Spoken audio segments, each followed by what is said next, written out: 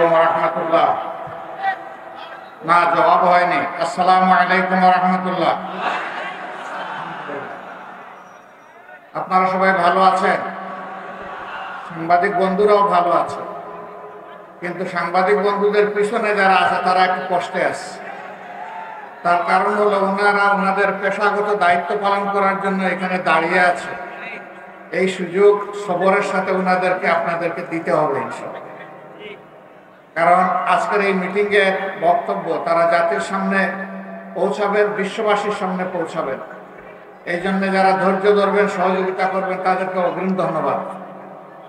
আলহামদুলিল্লাহ রাব্বিল আলামিন, ওয়াসসালাতু ওয়াসসালামু আলা রাসূলিহিল কারীম ওয়া আলা আলিহি ওয়া সাহবিহি ওয়া আহলি বাইতি আজমাইন।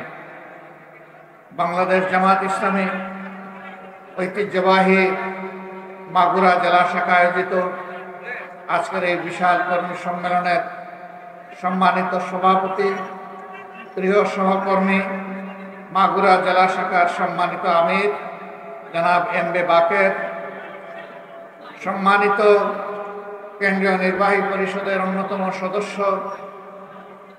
কুষ্টিয়া যশোর অঞ্চলের সম্মানিত দায়িত্বশীল জনাব মোবারক হোসাইন, মঞ্চে বসা আঞ্চলিক, জেলা এবং স্থানীয় নেতৃবৃন্দ, বিভিন্ন সংগঠন এবং ধর্মের সম্মানিত বিশিষ্ট ব্যক্তিবর্গ, আমার প্রিয় সহকর্মীবৃন্দ এবং সাংবাদিক বন্ধুগণ,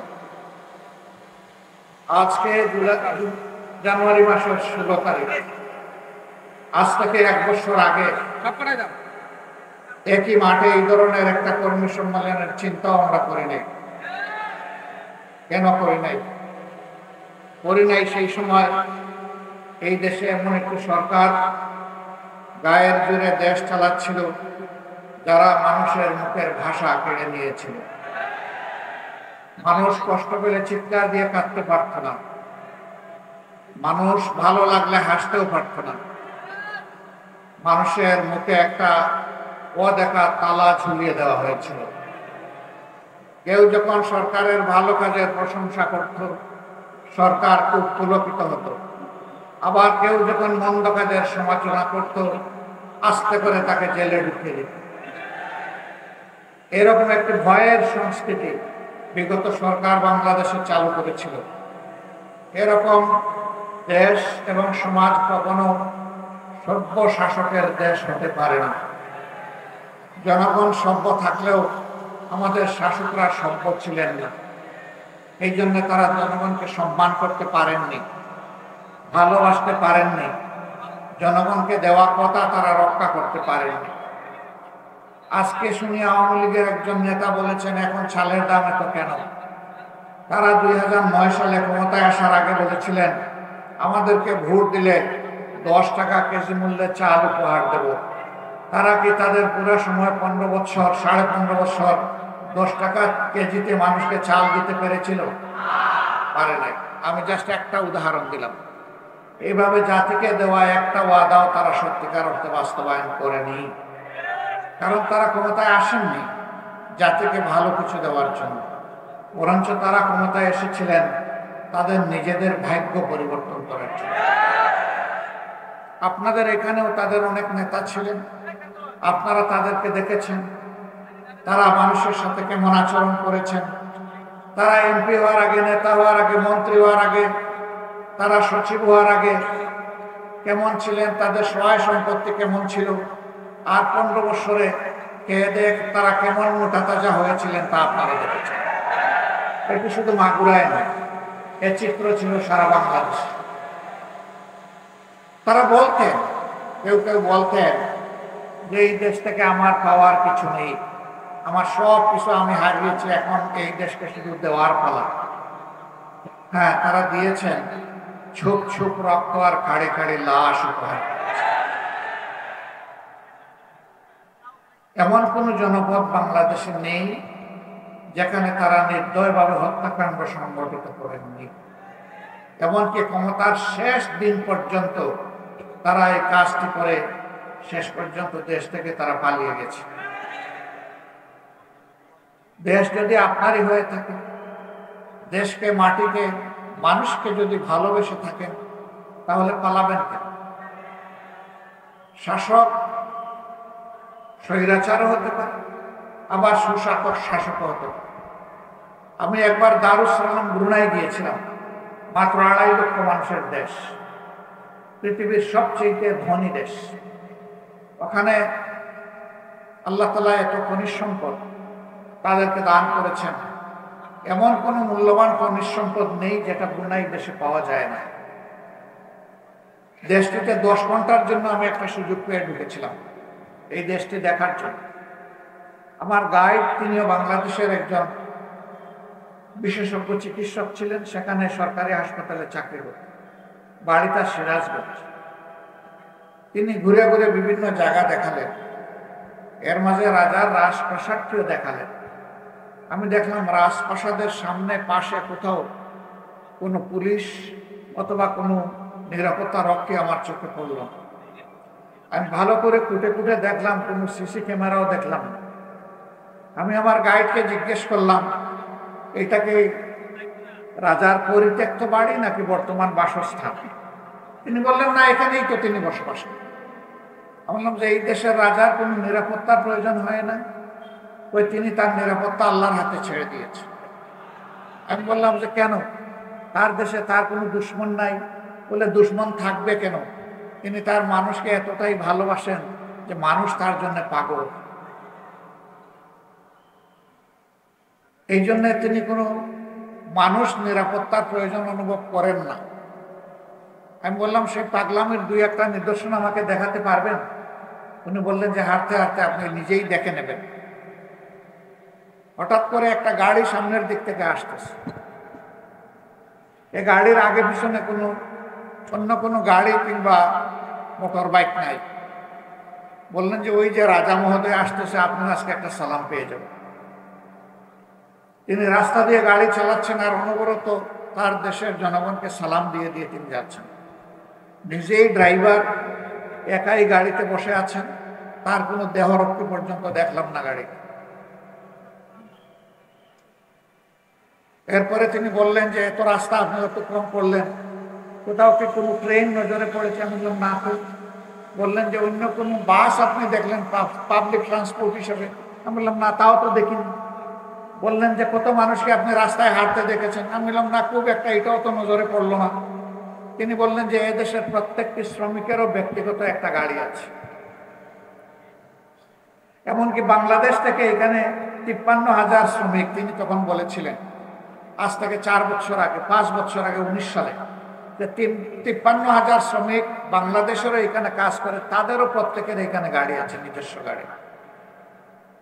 কারণ রাজা সব কিছু একাই লুটে ফুটে খায় না। আল্লাহ যে সম্পদ দিয়েছেন, দেশের মানুষকে তা ভাগ করে দেন। সন্ধ্যার পরে তিনি একটি গ্রাম এলাকায় আমাকে নিয়ে গেলেন। এটা তাদের ওয়াটার ভিলেজ, পানির উপরে, সমুদ্রের উপরে এই গ্রামটি তারা গড়ে তুলেছে। সেখানে গিয়ে দেখলাম কলেজ আছে, মাদ্রাসা আছে, ভালো ভালো মসজিদ আছে, ক্লাব আছে, খেলার মাঠও আর্টিফিশিয়ালি তৈরি করা হয়েছে, সামাজিক সমস্ত উপকরণ, মানুষের সুস্থ জীবন ধারণের জন্য হসপিটাল, সব কিছু আছে। আমি বললাম যে এরা স্থলভাগ থেকে ছেড়ে জলভাগে থাকে কেন? তিনি জবাব দিলেন যে এরা ব্যক্তিগতভাবে মৎস্যজীবী, পেশার দিক থেকে পানির সাথে তাদের গভীর সম্পর্ক, পানি তারা ছাড়তে চায় না। রাজা বহুবার চেষ্টা করেছে স্থলভাগে নিয়ে যাওয়ার, তারা যাবে না। এই জন্য এখানেই তাদেরকে স্থলভাগ বানিয়ে দিয়েছে রাজা। এই সমস্ত সামাজিক উপাদানগুলো এখানে রাজা তাদেরকে দিয়ে দিয়েছে। এটি রাজতন্ত্রের দেশ, সেখানে ভোট নাই, জনগণ ভোট দেয় না, কিন্তু রাজা তার দেশের জনগণকে তার অন্তরে ধারণ করে। এই জন্য রাজার কোনো সিকিউরিটির প্রয়োজন হয় না। রাজা সিকিউরিটি তার আল্লাহর হাতে সঁপে দিয়েছে। আমি বললাম যে কিসের বলে এমন সুন্দর একটি দেশে গড়তে পারল, এমন সুশাসক, সুবিবেচনা প্রসূত একজন শাসক হতে পারল? বললেন যে এই রাজা ব্যক্তিগতভাবে একজন আলেম এবং কোরআনের হাফেজ। তিনি কোরআনের আইনে এই দেশটা চালান। আমাকে নিয়ে গেল 7 তারকা হোটেলে। চোখ লেগে তাকে হোটেলের দিকে তাকালে কিন্তু মানুষের কোনো আনাগোনা লক্ষ্য করলাম না। জিজ্ঞাসা করলাম এমন কেন? একটি নয়নাভিরাম লেকের পাড়ে সুরম্য এই 7 তারকা হোটেল গড়ে তোলা হয়েছে। তিনি জবাব দিলেন, এই দেশে আকাম কুকাম হয় না বলে অনেকে আসতে রাজি হয় না। প্রিয় ভাইয়েরা, আমি আবার জিজ্ঞেস করলাম, আপনি কি অনুমান করে বলতে পারবেন যে এই দেশে বছরে কয়টা মানুষ খুন হয়? তিনি বললেন, একজন। এই দেশে মানুষ স্বাভাবিক মৃত্যুবরণ করে, কেউ কাউকে খুন করে না। আমি বললাম, করে না কেন? মানুষ তো শুধু অর্থের জন্য মানুষকে খুন করে না, আরও তো বহু কারণে খুন করে।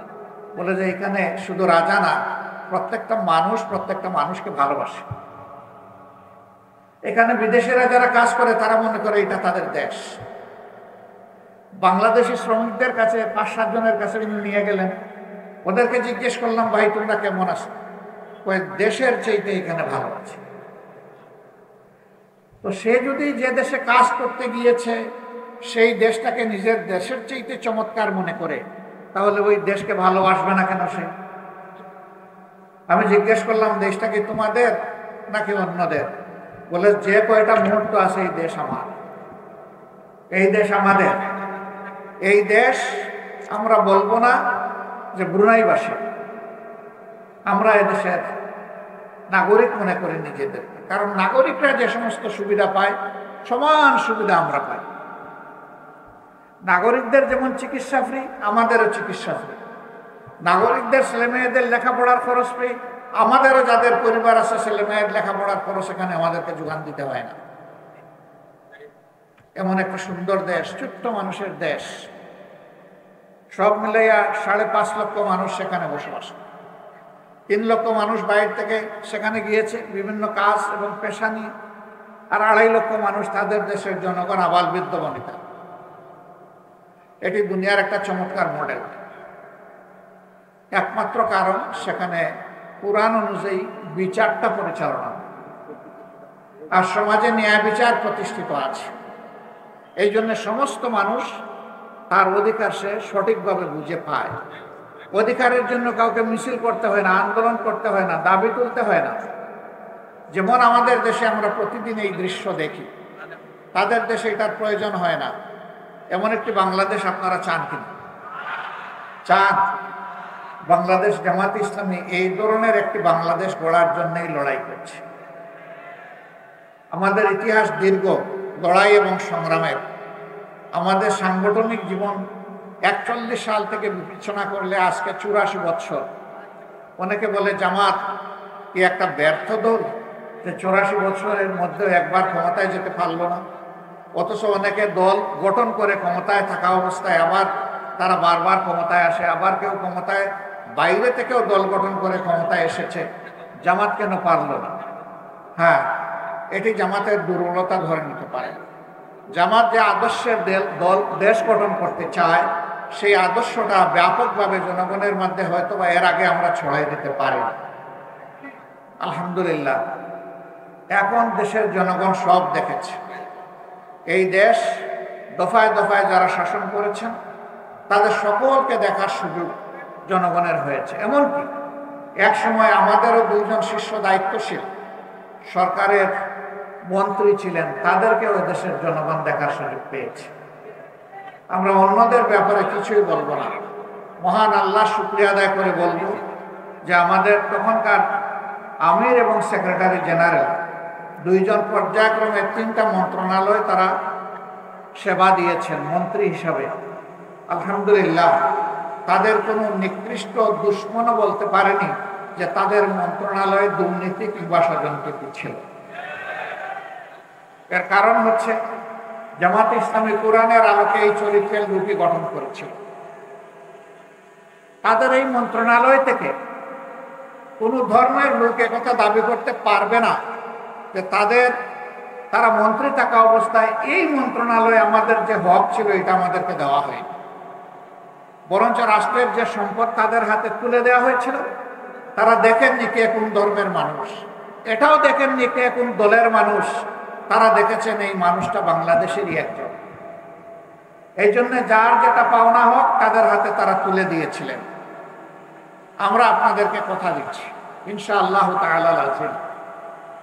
যদি আপনাদের ভালোবাসায় সিক্ত হয়ে আগামীতে বাংলাদেশ জামাতে ইসলামী সমস্ত ইসলামী দল, দেশপ্রেমিক দল, মানবিক দলকে সাথে নিয়ে সরকার পরিচালনার সুযোগ পায়, তাহলে ইনশাআল্লাহ তাআলা আযীম আপনাদেরকে একটা মানবিক দেশ আমরা উপহার দেওয়ার চেষ্টা করব। এ দেশটা তাহলে কেমন হতে পারে? এই দেশটা ইনশাআল্লাহ এমন হবে, এই দেশে একজন মা, তিনি ঘরের ভিতরে থাকবেন নিরাপদ, রাস্তায় বের হলে তিনি হবেন সম্মানিত, কাজের ময়দানে তিনি হবেন মর্যাদাপ্রাপ্ত। তার যদি প্রয়োজন হয় সামাজিক ক্ষেত্রে কোনো কর্মক্ষেত্রে যোগদান করার, সেই দক্ষতা যোগ্যতা যদি তার থাকে, যোগ্য জায়গায় তিনি পৌঁছে যাবেন। এখনো তারা পেশাগত দায়িত্ব পালন করেন, কিন্তু দুটি জিনিস আমাদের সমাজ দুঃখজনকভাবে তাদেরকে দিতে পারে না। একটি হচ্ছে তাদের সম্মান, আরেকটি হচ্ছে তাদের নিরাপত্তা। আমরা কথা দিচ্ছি মায়েরা সেদিন নিরাপত্তা এবং সম্মানের সাথে ইনশাআল্লাহ তাদের দায়িত্ব পালন করবে এবং জাতি গঠনের তারাও সমান তালে অবদান রাখবে। আমাদের মায়েরা রাসূল করিম সাল্লাল্লাহু আলাইহি সাল্লামের সাথে থেকে যুদ্ধ করেছেন। আমাদের মায়েরা মহান শিক্ষকের দায়িত্ব পালন করেছেন, যারা ছিলেন রাসূল করিম সাল্লাল্লাহু আলাইহি সাল্লামের সম্মানিত স্ত্রী, আমাদের মা।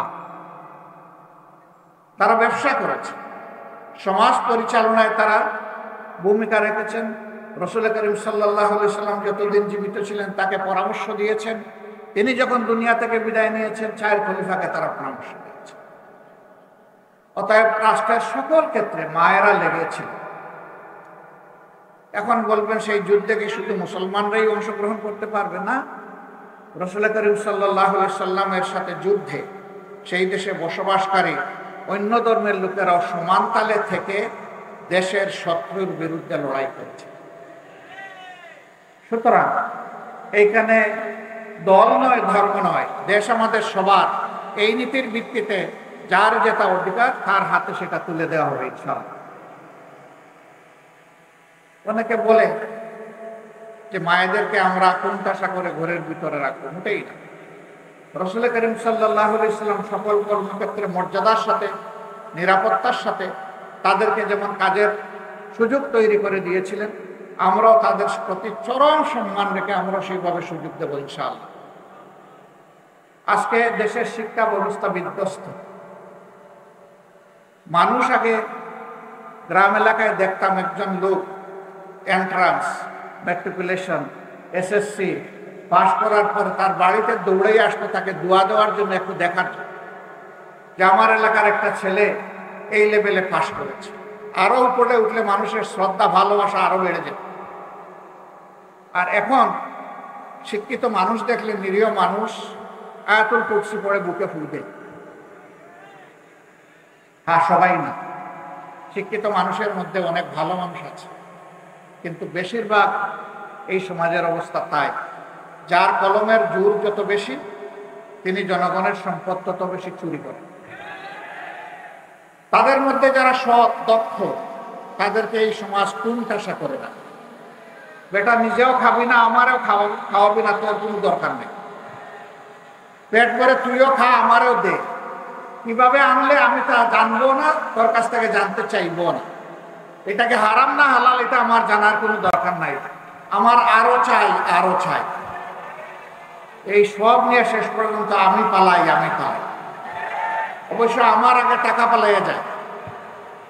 এরকম লোক বাংলাদেশে আছে না? বাস করে বাংলাদেশে, চাকরি করে বাংলাদেশে, নেতৃত্ব দেয় বাংলাদেশে, টাকা জমায় বিদেশে। নিজের দেশে ঘর বাড়ি ভালো করে বানায়ও না, কিন্তু বিদেশে বেগম পাড়া তৈরি করে। এরকম লোক আছে না? বাংলাদেশের গত 15-15.5 বছরে 26 লক্ষ কোটি টাকা বাংলাদেশ থেকে তারা চুরি করে বিদেশে পাচার করেছে। এই সব টাকা জাল ফেলে তন্ন তন্ন করে খুঁজে বাংলাদেশে ফেরত আনতে হবে। এবং এটা জনগণের হক। এরা জনগণের হক মেরে এই টাকা চুরি করে বিদেশে পাঠিয়েছিল। এটা সমন্বিতভাবে জনগণের কল্যাণে উন্নয়নে সেটা ব্যয় করতে হবে। আমাদের দেশে আরেকটা অসভ্য সংস্কৃতি আছে, এটি হলো নেতা যত বড় তার এলাকায় উন্নয়ন হবে তত বেশি। তো শুধু কি তার এলাকার জনগণের ট্যাক্সের টাকায় উন্নয়ন হয়? সারা বাংলাদেশের জনগণের টাকায় হয়। এমনকি ভিক্ষুকের ট্যাক্সের টাকাও এখানে আছে। যারা কষ্ট করে ভিক্ষা করে রাস্তায় রাস্তায় ঘুরে অথবা ফুটপাতে বসে থাকে, হাত পাতে মানুষের কাছে দুয়ারে দুয়ারে যায়, মা বাবা আমাকে একটা কিছু দেন, এইটুকু হাতে নিয়ে সন্ধ্যাবেলা যখন সে নিজের পেটের যোগান দেওয়ার জন্য দোকানে ঢুকে, তখন সেই লোকটাকেও কিন্তু জিনিস কিনতে গিয়ে ভ্যাট দিতে হয়, ভ্যালু অ্যাডেড ট্যাক্স। কেনার সাথে সাথে ট্যাক্স পরিশোধ। এই ট্যাক্সটাই বাংলাদেশের বর্তমান আয়ের মেইন উৎস, রেভিনিউর মেইন উৎস হচ্ছে এই ট্যাক্স। এখানে কোনটা আমার ভিক্ষুক ভাই কিংবা বোনের ট্যাক্স, আর কোনটা বড় লোকের ট্যাক্স, কোনটা ব্যবসায়ীর ট্যাক্স, কোনটা একজন বড় সার্ভিস হোল্ডারের ট্যাক্স, এইটা আলাদা করে রাখা হয় না। রাষ্ট্রের ট্রেজারিতে সমস্ত টাকা একই জায়গায় থাকে। যারা আমরা শিক্ষা নিয়েছি বিভিন্ন বিদ্যাপীঠ থেকে, তাদের মনে রাখতে হবে আল্লাহর দেওয়া মেধা আর আমার বাবার টাকায় শুধু আমি মানুষ হয়ে যাইনি। আমি যে প্রাইমারি স্কুলে পড়েছি, এই প্রাইমারি স্কুলের প্রতিটি বালুর কোনা, পানির ফুটা, সিমেন্টের গুঁড়া, রড, মিস্ত্রির হাত, যা ওখানে লেগেছে সব কিছুর সাথে 18 কোটি মানুষের সম্পর্ক আছে।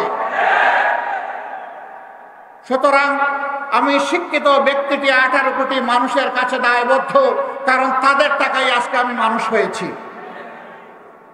এই অনুভূতি যে শিক্ষা তার ছাত্রকে দিতে পারবে না, এই ছাত্র ভবিষ্যতে মানুষ হতে পারবে না, বরঞ্চ সে শিক্ষিত হয়ে বড় ডাকাত হবে। আমরা এই শিক্ষাকে বদলে দিতে চাই। এমন শিক্ষা হবে যে শিক্ষায় মানুষ মানুষকে সম্মান করবে এবং প্রত্যেকটি মানুষ এটা মনে করবে যে আজ আমি শিক্ষিত হওয়ার পিছনে, জাতির সেবক হওয়ার পিছনে, আমার এই পেশা নির্বাচনের পিছনে এ জাতির প্রত্যেকটা মানুষের অবদান রয়েছে। সুতরাং আমার কর্মক্ষেত্রে যার যেখানে যতটুকু পাওনা, আমাকে আল্লাহকে ভয় করে তার পাওনা তার হাতে তুলে দিতে হবে। এমন শিক্ষা আমরা চাই যে শিক্ষার পাঠ চুকিয়ে বিশ্ববিদ্যালয়, কলেজ থেকে, মাদ্রাসা থেকে বের হওয়ার পরে হন্যে হয়ে সোনার হরিণ একটা চাকরির জন্য এ ঘরে ও ঘরে, এ জনে ও জনে তাদেরকে আর ঘোরাফেরা করতে হবে না। বরঞ্চ পাঠ চুকানোর সাথে সাথে সে যখন শিক্ষা প্রতিষ্ঠান থেকে বের হবে, অটোমেটিক্যালি তার যোগ্যতা অনুযায়ী কাজ তার হাতে উঠে আসবে। এইভাবে আমরা প্রত্যেকটা যুবক যুবতীর হাতকে দেশ গড়ার কারিগরের হাতে পরিণত করতে চাই। আমরা এমন একটি দেশ চাই যেখানে কথা বলার ন্যায্য স্বাধীনতা থাকবে। আমি শব্দটা ব্যবহার করছি, ন্যায্য স্বাধীনতা। আমরা সীমাহীন ও অন্যায্য স্বাধীনতায় বিশ্বাসী নই। যেই স্বাধীনতা অপরের চরিত্র হনন করে, মিথ্যা গুজব ছড়ায়, একজনের বিরুদ্ধে হিংসা ছড়ায়, আমরা ওই কথা বলার অধিকার দিতেও চাই না, কাউকে দেখতেও চাই। বরঞ্চ যে কথাটি হবে ন্যায্য কথা, তার নিজের অধিকার হোক অথবা জনগণের অধিকার হোক, এই অধিকারের পক্ষে কথা বলার জন্য তার মুখে কোনো অদেখা তালা ঝুলবে না। আদম সন্তানের মুখ এবং বুক দুটোই খোলা থাকবে। বুকে যা চিন্তা করবে মুখে তা সে বলতে পারবে। আমার সামনে সাংবাদিক বন্ধুরা আছেন, 15.5 বছর এটা তারা পারেন। তারা নিজেরা সাক্ষী, দেশের 18 কোটি জনগণ সাক্ষী। তাদের হাতে ছিল এক ধরনের অদেখা হ্যান্ডকাপ, আর তাদের মুখে ছিল এক ধরনের অদেখা থালা। অনেক সময় স্ক্রিপ্ট লিখে দিয়ে বলা হয়েছে এই নিউজ হুবহু এইভাবে প্রকাশ করুন।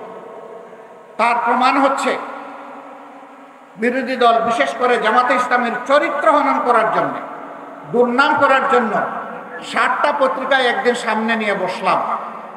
সবাই লিখেছে তার স্টাফ রিপোর্টারের রিপোর্ট। যদি সে কোনো নিউজ এজেন্সির কথা বলতো, ইউএনবির মতো, আমি বুঝতাম যে হ্যাঁ এটা এজেন্সির দেওয়ার নিউজটা তারা ছাপিয়েছেন। লেখা স্টাফ রিপোর্টার, আবার কারো কারো নামও সেখানে ছিল, অমুক রিপোর্টার। কিন্তু রিপোর্টগুলা হুবহু দাড়ি কমা সহ একই দল। এটা কিভাবে হয়? মানুষের উপর আল্লাহ তাআলার পক্ষ থেকে যদি ওহী না আসে, তাহলে হুবহু এরকম তো একবার কথা না।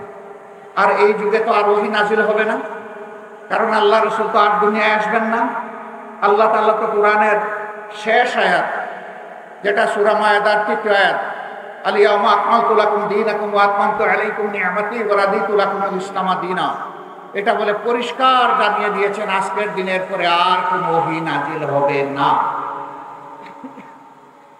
রাসূল করিম সাল্লাল্লাহু আলাইহি ওয়াসাল্লাম যখন বিদায় হজ্জে ছিলেন তখন এই আয়াত নাজিল হয়েছিল, এরপরে আর কোনো আয়াত নাজিল হয় নাই।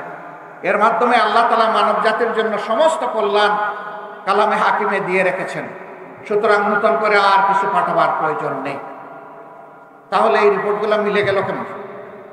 কারণ তাদেরকে বাধ্য করা হয়েছে রিপোর্ট সরবরাহ। তারা হয়তো তখন জানারও সাহস করেননি যে এই রিপোর্ট কে তৈরি করছে, কার নামে আমরা লিখব। এমন ভীতির অবস্থা, সংস্কৃতি এই সমাজে চালু করা হয়েছিল। আমরা এমন একটি দেশ চাই, সাংবাদিক বন্ধুরা, যা কালো দেখবে নির্ভয়ে বলবে তুমি কালো, আর যাকে ভালো দেখবে নির্ভয়ে বলবে তুমি সাদা। এই সাদাকে সাদা বলার এবং কালোকে কালো বলার এই বাক স্বাধীনতা আমরা নিশ্চিত করতে চাই। সম্মানিত বন্ধুরা, বিচারের অঙ্গনে আজকে বিচার কাঁদে, মানুষ বিচার পায় না, ঘুষের রমরমা বাণিজ্য হয়, বিচারপতিরা ঘুষ খায়। বলবেন তার কোনো প্রমাণ আপনার কাছে আছে? হাজার প্রমাণ আছে। সর্বশেষ প্রমাণ হচ্ছে বিচারপতি শামসুদ্দিন চৌধুরী মানিক। তিনি বাংলাদেশ থেকে ভারতে পালাতে লেগেছিলেন, সিলেটের বর্ডারে জালে তিনি ধরা খেয়েছিলেন। তার যখন হুঁশ ফিরে এসেছে, জনগণ জিজ্ঞেস করেছিল আপনি এইভাবে একা একা পালাচ্ছেন, সাথে কোনো ব্যাগ বাটরাও নাই। উনি বলে যে ছিল তো আপনার কোনো ব্যাগ তো দেখছি না। তাইলে যারা আমাকে নিয়ে এসেছিল তারা বোধহয় নিয়ে পালিয়ে গেছে, আমি পালাতে পারলাম না, তারা চলে গেল। লোকজন জিজ্ঞেস করলো ব্যাগের ভিতরে কি ছিল? কাপড় চোপড়? কিছু ছিল, আর ৭৬ লক্ষ টাকা ছিল। আপনি ৭৬ লক্ষ টাকা পেলেন কোথায়? নিশ্চয়ই আপনি গোলাবাজি দলবাজি করতে গিয়ে এই টাকা অন্যায়ভাবে আপনার পকেটে ঢুকেছে। নিশ্চয়ই আপনি যখন বিচার করেছেন তখন সেই টাকা এখানে এসেছে, কারণ আপনার অ্যাকাউন্টে আপনি যখন অবসরে গিয়েছেন তখন অবসরের যত সুযোগ সুবিধা পেয়েছেন আমরা ইতিমধ্যে চেক করেছি, সেটা আপনার অ্যাকাউন্টে জমা আছে। তাইলে বফরা টাকাটা আসলো কোথায়? যখন আপনি ছিলেন তখন বৈধ টাকাও নিয়েছেন, আবার অবৈধ টাকাও নিয়েছেন। আমরা এমন বিচার নিশ্চিত করতে চাই যেখানে কোনো বিচারক, রাষ্ট্রের কোন কর্মকর্তা, কোন কর্মচারী তারা ঘুষের দিকে হাত বাড়ার কোনো দুঃসাহস দেখাবে না। যদি কেউ হাত বাড়ায় তার সেই হাত ভেঙ্গে অবশ করে দেবে। ঘুষের দিন শেষ। এখন বলবেন অল্প বেতনে বাঁচবো কেমনে? হ্যাঁ, ইয়েস, এই মানবিক বিবেচনা সরকারকে নিতে হবে। আমার ডান দিকে সম্ভবত আপনারা ফায়ার সার্ভিসের লোক, এই দিকে পুলিশের লোক আমি দেখে এসেছি, অন্য বাহিনীর লোকদেরকেও দেখেছি। তারা কারণে এই লোকরা, মাফ করবেন আমাকে, ওনারা যদি কারো হাত থেকে 200 টাকা নেয় এটা এমন কিছু না, কিন্তু উপরে যারা বসে আছে এক কলমের কোথায় মিলিয়ন মিলিয়ন টাকা বাংলাদেশ থেকে চলে যায়। যদি তাদেরকেও সম্মানজনকভাবে প্রোভাইড করে বলা হতো সাধু সাবধান, হাত দিবেন না ডানে কিংবা বামে, শুধু সিরাতুল মুস্তাকিম সামনে দেখবেন, আগামী মাসের 1 তারিখ যেটা পাবেন ওটার উপরেই সন্তুষ্ট থাকবেন, ডানে বামে তাকাবেন না, তখন নিশ্চয়ই তারা তাকাতেন না। কারণ তারা সম্মানজনকভাবে বাঁচার তারা নিশ্চয়তা পেয়েছেন সমাজ থেকে, রাষ্ট্র থেকে, সরকার থেকে। ইনশাআল্লাহ মানবিক সরকার সেই দায়িত্ব পালন করবে। এইভাবে আমরা একটা সমন্বিত বাংলাদেশ গড়ে তুলতে চাই, যে কোথাও দুঃশাসনও হবে না, দুর্নীতিও চলবে না। এই দুই অপদার্থ ক্যান্সারকে সমাজের যদি আমরা সমাজ থেকে তাড়াতে না পারি, তাহলে স্বপ্নের বাংলাদেশ কেউ কোনোদিন গড়তে পারবে না। এই দুঃশাসন এবং দুর্নীতিকে যে কোনো মূল্যে সমাজ থেকে নির্মূল করতে হবে ইনশাআল্লাহ। আজকে খুশি হয়েছে, এখানে যখন বসলাম দেখলাম একটু বৈষম্য আছে। আমাদেরটা লাল, আপনাদেরটা নীল, এটা একটা বৈষম্য। আপনাদের পায়ের নিচে দেখেন নীল আছে, আমাদের এটা লাল আলো। আপনারা নিচে বসেছেন, আমরা উপরে, কিন্তু আল্লাহ তাআলা একটা সমতা এনে দিয়েছেন। এবার সূর্য আমাদের দিকে, আপনাদের দিকে। আমার পাশের একজন বন্ধু আমাকে বললেন একটা ছাতা দিব কিনা। আমি মনে মনে ভাবতেছি কত ছাতা দেব। এখন তো বৈষম্য বিরোধী আন্দোলন চলতেছে এবং আমরা সবাই বৈষম্যের পক্ষে, তাই না? আল্লাহ তাআলা দুই দিক থেকে কিছু সমতা এনে দিয়েছেন, এর জন্য আলহামদুলিল্লাহ। আমরা ইনশাল্লাহ সেই বৈষম্যের সমাজ গড়ব, এটা আমরা অঙ্গীকার করব। তাহলে 2009 সালের 25 এবং 26 ফেব্রুয়ারি ঢাকার পিলখানায় 57 জন কমিটেড সেনা অফিসারকে হত্যা করার মধ্য দিয়ে যে হত্যা, ধর্ষণ, গুম এবং লুটের সংস্কৃতি আর রাজনীতি শুরু হয়েছিল, তার কবর রচনা হবে ইনশাআল্লাহ। আর আমাদের সন্তানেরাও রাজপথে নেমে একটাই স্লোগান দিয়েছে, উই ওয়ান্ট জাস্টিস। আমরা বৈষম্য চাই না, আমরা ন্যায় বিচার চাই। আমরা শহীদদের আত্মাকে কথা দিচ্ছি, আল্লাহ তাআলাকে কথা দিচ্ছি, শহীদদের বেঁচে থাকা আপনজনকে কথা দিচ্ছি, আহত পঙ্গু ভাই বোনদেরকে কথা দিচ্ছি। তোমাদের স্বপ্নের সেই সাম্যের বাংলাদেশ গড়ার জন্য আমরা অঙ্গীকারবদ্ধ। এতে যদি আরো বছর লাগে অপেক্ষা করতে রাজি আছি, কিন্তু লড়াই ছেড়ে দেব না। এ লড়াই আমাদের অব্যাহত থাকবে। এই লড়াইয়ে ইনশাল্লাহ এবার জনগণকে আমরা পাশে পাবো। কারণ ইতিমধ্যে জনগণ জানান দিয়েছে যে আমরা চাঁদাবাজ মুক্ত, দখলদার মুক্ত, বৈষম্য মুক্ত, ন্যায় এবং সাম্যের একটি বাংলাদেশ চাই। আমরা আপনাদেরকে কথা দিচ্ছি, অতীতে আমরা চাঁদাবাজি করি না, এখন আমরা করছি না, ভবিষ্যতে ইনশাল্লাহ আমরা করব না। নিজেরা যখন চাঁদাবাজি করব না, যদি আল্লাহ তাআলা আমাদেরকে এই দেশ পরিচালনার সুযোগ দেন, কাউকে চাঁদাবাজি করতে দেব না। আমরা কোনো জায়গায় দখল বাণিজ্য চালাই না এবং কাউকে আগামীতে অবৈধ দখল বাণিজ্য চালাতে দেওয়া হবে না। আমরা মানুষকে ভিন্ন চোখে দেখি না। 19 সালে সম্ভবত প্রথম আলোর একটা রিপোর্ট আমার দৃষ্টি আকর্ষণ করলো। কিরণবালার বয়স কত হলে তিনি একটি বয়স্ক ভাতার কার্ড পাবেন? কৌতূহল নিয়ে আমি রিপোর্টটা পড়লাম, দেখলাম যে এই মহিলার বয়স 108 বছর সেখানে লেখা হয়েছে। আমি ভাবলাম যে 65 হলেই তো উনার পাওয়ার কথা, তাহলে উনি পাচ্ছেন না। আমি মাগুরাবাসী, উনার বাড়ি দেখলাম শ্রীপুর, আমি যদি ভুল করে না থাকি, কিরণবালা শ্রীপুর উনার বাড়ি। আমি বললাম যে যান, উনার বাড়িতে যান, খবরটা নেন, বিষয়টা সত্য কিনা। তারা আমাকে জানালেন হ্যাঁ বিষয় সত্য। আমি বললাম ওনার ঘর দুয়ার কেমন দেখেছেন? বললেন যে বিধ্বস্ত, বিপুল সংখ্যক মানুষের ঘর, তারা সম্মানের সাথে বসবাস করার মতো এটা উপযোগী নয়। আমি বললাম যে এই গ্রামের সবচেয়ে উন্নত মানের যে ঘর আছে, সেই সমপরিমাণ মানের একটা ঘর আপনারা বানান। এই ঘর যখন সম্পন্ন হবে ঘরের কাজ, তখন আমি দেখতে আসব এবং তাদের দোয়া নিতে আসবো। অ্যাকর্ডিংলি আমি আসলাম। আসার পরে কিরণবালা একটা সাদা ধবধবা শাড়ি পরে আসলেন, তার সাথে প্রায় সমবয়স্ক আরেকজন আসলেন। আমি প্রথমে ভেবেছি দুইজন বুধে আপন বোন, ছোট বোন বড় বোন হবে। তারা পাশাপাশি বসেছেন। আমি জিজ্ঞেস করলাম যে আপনাদের কার কি পরিচয়? কিরণবালা তখন বললেন যে আমি কিরণবালা আর এ আমার মেয়ে। মানে মেয়ের বয়সটাও এমন যে তিনি অত্যন্ত বয়স্ক হয়ে গিয়েছেন। সম্ভবত তারা বলেছিলেন মেয়ের বয়স 94 বছর, তাও 100-র কাছাকাছি। তাদের হাতে ঘরের চাবি তুলে দেওয়ার পরে জিজ্ঞেস করলাম যে আপনাদের পেশা কি, কি দিয়ে আপনাদের সংসার চলে? তো তার একজন নাতনি জামাই ছিল, উনিও তাদের সাথে থাকতেন। তো নাতনি জামাইয়ের ছেলে, সে একটা কাজ করে আর নাতনি জামাই একটা কাজ করে। ছেলে একটা চাকরি করে, আমি বললাম ওকে, তার চাকরি চলবে। আর নাতনি জামাই একটা পেশায় দিয়ে যেটা, আমি বললাম যে এই পেশাটাকে আরো শক্তিশালী করতে হলে কি করা লাগবে? তারা একটা পরামর্শ দিলেন। আমরা ওখানে বসেই একটা সিদ্ধান্ত নিলাম এবং তাদের হাতে তুলে দিলাম। আমি সেদিন দেখি নাই উনি কোন ধর্মের, আমি দেখেছি তিনি আমার একজন মায়ের মতো। আমি একজন মায়ের পেট থেকে দুনিয়া এসেছি, তিনিও কতিপয় সন্তান সন্ততির জন্ম দিয়েছেন। সুতরাং মায়ের জাতকে সম্মান করা এটা ছিল আমার দায়িত্ব। এইটা নিয়ে পত্রপত্রিকায় কোনো প্রচারণা চালাইনি, কারণ এই কাজটা বাহবা পাওয়ার জন্য করিনি। এই কাজটা মনের নৈতিক অনুভূতি বা মানবিক দায়বদ্ধতার দিক থেকে আমরা করতে বাধ্য হয়েছিলাম।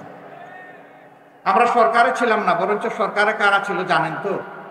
আমাদেরকে হাইকোর্ট, সুপ্রিম কোর্ট কিছুই দেখানো বাকি রাখে নাই, তারা সরকারে ছিল। আমরা বলি নাই যে এটা সরকার করুক, এই দাবিও তুলি নাই। সরকার দেখে নাই, সরকারের চোখে স্টিলের চশমা ছিল, আমাদের চোখে কোনো চশমা নাই, খালি চোখে আল্লাহ আমাদেরকে দেখার যে সুযোগ দিয়েছেন, এই জন্য আলহামদুলিল্লাহ সেই শুক্রেই আমরা আদায় করেছি। আপনারা আরো শুনেছেন যে একবার কক্সবাজারে একটা বৌদ্ধ উপাসনায় যাওয়ার সময় 8 জন মানুষ একই পরিবারের, তারা দুর্ঘটনায় নিহত হন। আমরা কক্সবাজারের সংগঠনকে বললাম চলে যান, এই আমাদের সামর্থ্য, তাদের হাতে পৌঁছে দেন, আর তাদেরকে বলেন যে আমরা আছি তাদের সাথে, তারা যেন আমাদেরকে তাদের পরিবারের সদস্য মনে করে। বেঁচে আছেন মাত্র একজন, সবাই মারা গেছে এক পরিবারে। ওনাকে বললাম যে এখন আপনি আমাদের পরিবারের সদস্য, আমরা দেখি নাই তিনি কোন ধর্মের, কারণ জামাতে ইসলামের সকল ধর্মকে সম্মান করে। ধর্ম বাছাই করার অধিকার প্রত্যেকটি নাগরিকের একক অধিকার, ধর্ম চাপিয়ে দেওয়ার অধিকার কারো নেই।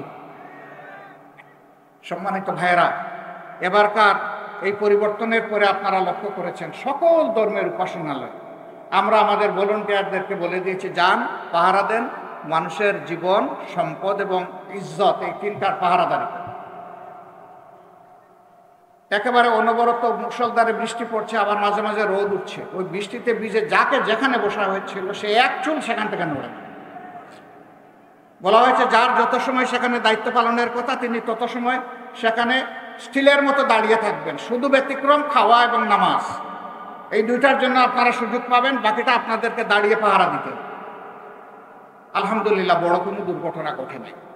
তবে রাজনৈতিকভাবে যারা অতিরিক্ত দলবাজ ছিলেন, মানুষকে বিভিন্নভাবে কষ্ট দিয়েছেন, মানুষ তাদের অনেকের উপর থেকে কিছু প্রতিশোধ নিয়েছে। আমরা নেইনি, আমাদের সংগঠন নেয়নি, আমাদের সহকর্মীরা নেয়নি, সাধারণ মানুষ নিয়েছে। তারা যেহেতু মানুষকে কষ্ট দিয়েছে, এই প্রতিশোধ নেওয়ার সময় তারা দেখে নাই কে কোন ধর্মের, দেখেছে যে তিনি একজন জালেম ছিলেন। ওইটা ধর্ম বিবেচনা করে কাউকে আঘাত করে নাই।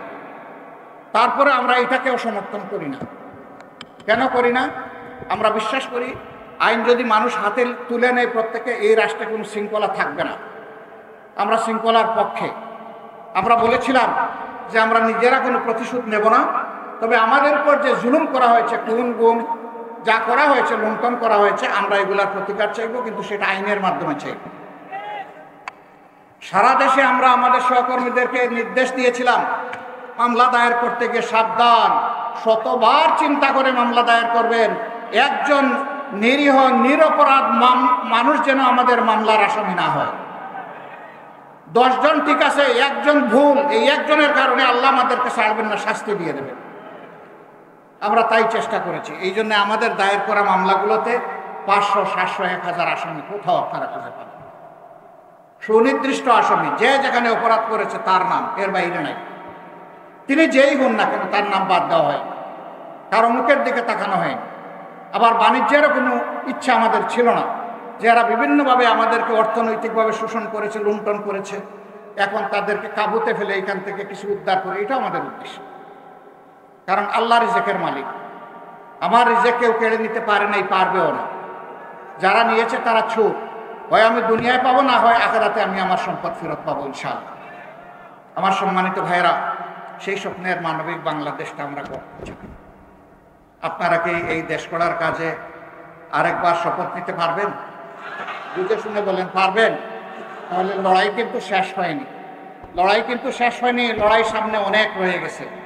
আমাদের সন্তানেরা যে স্লোগান দিয়েছে, আমরা একই স্লোগান দেব, আবু সাইদ মুক্ত, শেষ হয়নি যুদ্ধ। সবাই বলুন আবু সাইদ মুক্ত। আলহামদুলিল্লাহ, সেই যুদ্ধের সৈনিক হব আমরা ইনশাআল্লাহ।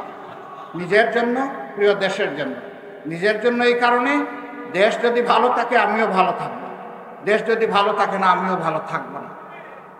আল্লাহ তাআলা আপনাদের এই অঙ্গীকারকে কবুল করুন।